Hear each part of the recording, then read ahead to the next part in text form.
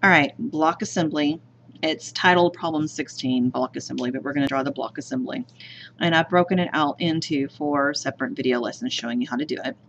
Now, I do not show you every single step in the PowerPoint because you're supposed to be able to use your brain and figure it out now. So if you look here, if you'll notice, we're drawing a cap, a base, bushing, and a bolt. And then we assemble them and put them together. Okay?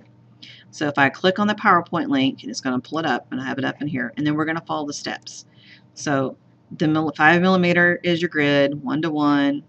We're going to create a new folder on our U drive, and we're going to title it Problem 6 Block Assembly, and then we're just going to start creating the parts. And here's our first part. You've got to look here, look at the measurements, and do the math, and figure out what is it going to be, because you're going to build it. I do not tell you every single part of it. I just give you enough. So for an example, here's a hint, draw this and then extrude at 12.5. Why do we extrude at 12.5? Because that's the thickness of it. And if you look here, when we are drawing it, we're drawing this rectangular piece.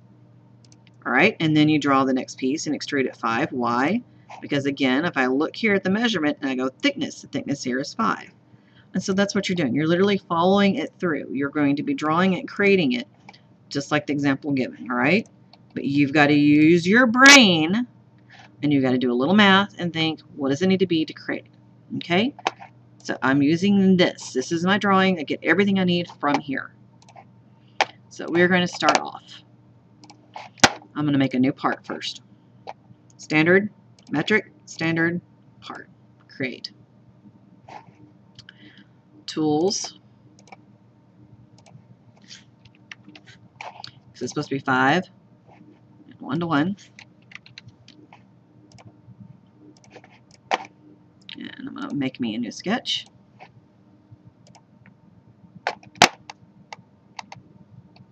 Zoom out. And I'm going to start off with that rectangle, which is a 30 by 70. Actually, I prefer, let's put it here.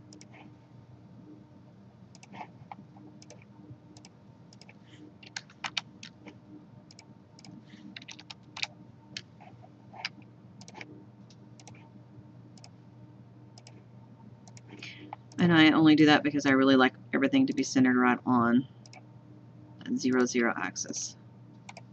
And I just delete it. Okay, next is I need to have my points for my holes so I can draw lines and dimension them. I'm actually just going to use the point option. Okay, there we go. And I do a little math. So if I look at it from here to here, 5.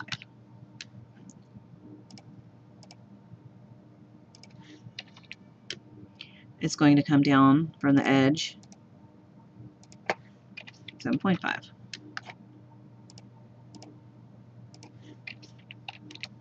And so that I repeat that process so that I have it all the way around. All right, so I have my points centered exactly where they need to go. Now I'm going to draw my circles.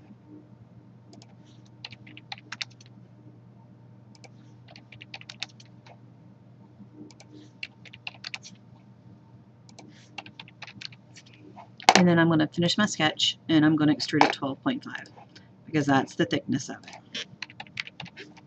And again, I like to do my symmetrical both ways. Okay. All right, now I'm going to create another sketch, and I'm going to sketch on this front view. And I'm going to draw what students usually a lot of times will call it like the top part of a binoculars. So it's kind of like the eyeballs, or the top part of the eyeballs is what it's often referred to by the students. And again, I'm just going to simply look at the drawing and figure out those measurements. So the first thing I know is I got to have my points for my circles. And if I look at my dimensions, it's in 17.5. I'm just looking at my dimensions, using my brain, doing the math, figuring out where it needs to go. I have my circles. Well, I have circle with a radius of 7.5. So radius. So the diameter, 2 times 7.5, you're 15. The other one has a radius of 12.5, which means it's going to have a diameter of 25. So I simply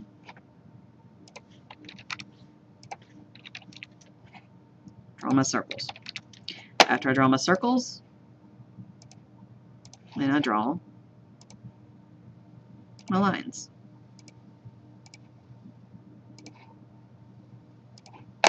And then I trim.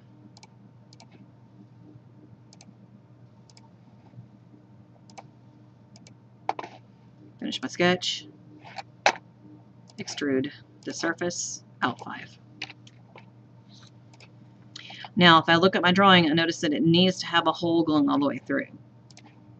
So I'm actually going to create a sketch on this one again. I don't need to put a hole here because it's already active. Hang on. See, there's already a hole point right there.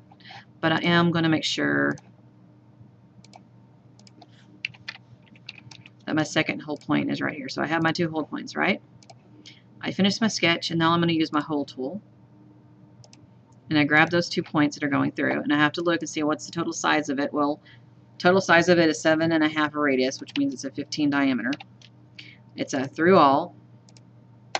Okay. See, now I have my little hole cut out. Spin it around. Create a sketch. Repeat the process and draw that same exact thing on this side. So, and this time I already have my points. So it's just a matter of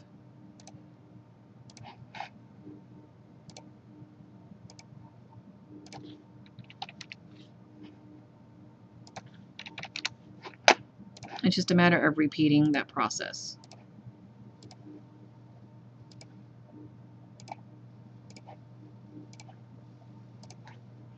Trim.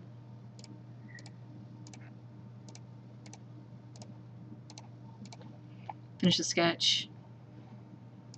Extrude it to 5. All right. And then if I spin it around, I'll look at it. I was like, yay, it's great. Oh, wait a minute. I'm missing something. I still need my 2 holes that are right here on the top. So again, I do my create a sketch. I'm simply going to place my point.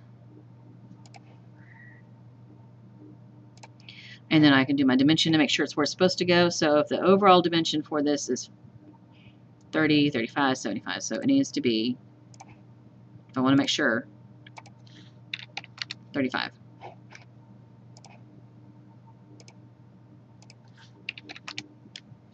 So I know it's right where it's supposed to go. And then I should have, it's in exactly 5. So from this corner here to here, 5. Okay, good. And it is 5. Okay, good. Draw my circles. Circles have a diameter of 4.5. Oh, actually, I don't need that. You could draw the circles and you could cut, extrude it. That works. But I'm just going to use my hole command. 4.5. Through it all. There we go. Very good. So it has all its parts. And then I'm just going to relocate it around so I can see this view. And I'm going to right click and set that as home. So no matter what I do, when I click on my home button, it pulls that up. And yes, that's my front view, my top view. Okay, good. It's oriented correctly. So now I'm simply going to save it to my drive. I've made a folder, and I've called that folder Problem 6 Block Assembly. This one's going to be the cap. Actually, block cap. And it's saved to that folder. Congratulations. Now we get to go on to drawing the base.